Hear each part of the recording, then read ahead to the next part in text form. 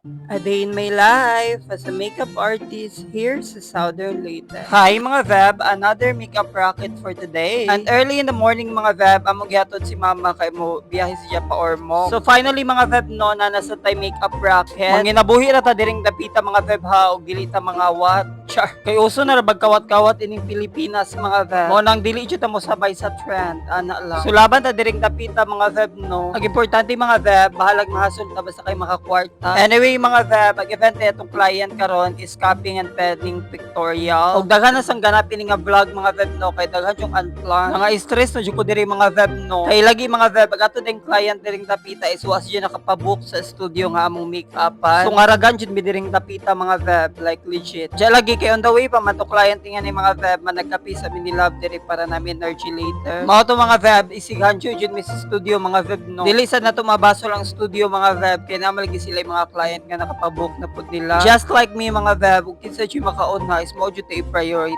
Major ra pud mga Veb no, kay easy ra pud ka chika si madam. Mo nang nasabutan na sad na mo og maayo diring dapita mga Veb no. So while waiting sa mong client mga Veb, chika-chika sa mi diring love. And of course mga Veb, after na mo nagkapiripalit ug humangga diring dapita kay nag-crave lagi bayo. So diri na namo na realize mga Veb no nga wala di ang client nakapabook. Kay lagi gi-check nila silang computer din wala nakapabook nga ng adlaw. So diring dapita mga Veb, kay lagi nahandyo man na to. Nara ko'y 10 minutes to do his makeup mga Veb. At the same time 10 minutes pod for pictorial. Diya kay baba jud mo na ho mga Veb, dili ko ganahan og dali-dalion. Kay lagi dili na na mabuhat agaw mga gusto nga buhaton sa atong client. Maura sa na available nga time mga Veb no, kay after na mo na say mag-pictorial. So wala jud tay no choice diring dapita mga Veb kundi magdali. By the way, thankful gyapon ko diring dapita mga Veb no, kay naraos sa jud na mong adlaw bisag super stressful jud siya to be honest. So diring dapita mga Veb, wa jud ko ka set up og mga lights and everything. Kay lagi sa pagdali wa na jud ko naka set up og tarong diring dapita. Kay diretso make up ay na jud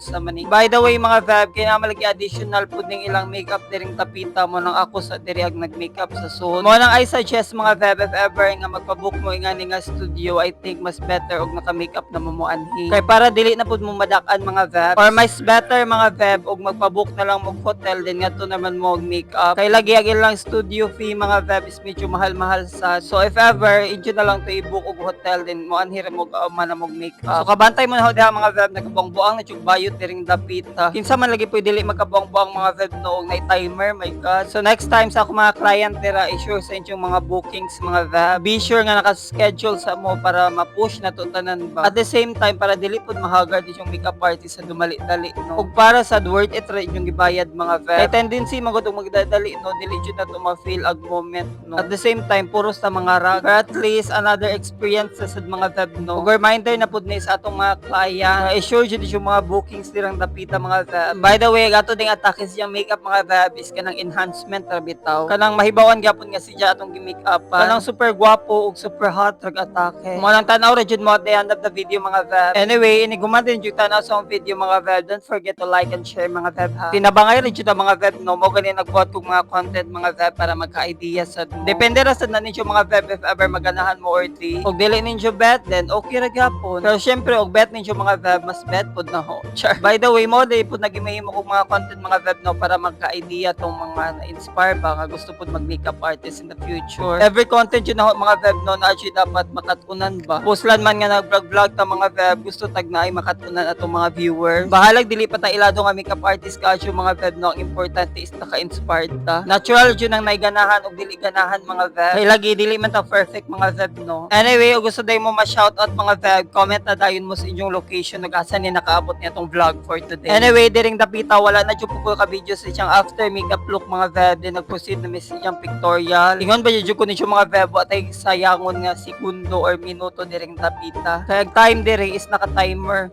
So mana mga Veb, mag-shoutout sa data. Shoutout Labri Grace Balbero watching from Surigao. And shoutout Arlene Amungan watching from Tigbao, Libago. And of course, shoutout Ashley Tikay watching from Davao del Norte, Tagum City. So that's it mga Veb. If gusto niyo ma-shoutout sa next vlog, you know the drill. Just comment down below mga Veb ug asa ni nakaabot na itong vlog for today. Kung mo ni atong client mga Veb no, at least bisag daghang ganap for today's vlog mga Veb is na pagwapo na to ang siyang event for today. Mo to mga Feb, if ever gusto niyo magpa-makeup ng mga Feb, just contact me on Facebook. Kung pabook na sad mo mga Feb para dili ta mga rag char. By the way mga Feb, mo na dito for today's vlog. O thank you so much for watching. Bye mo oy.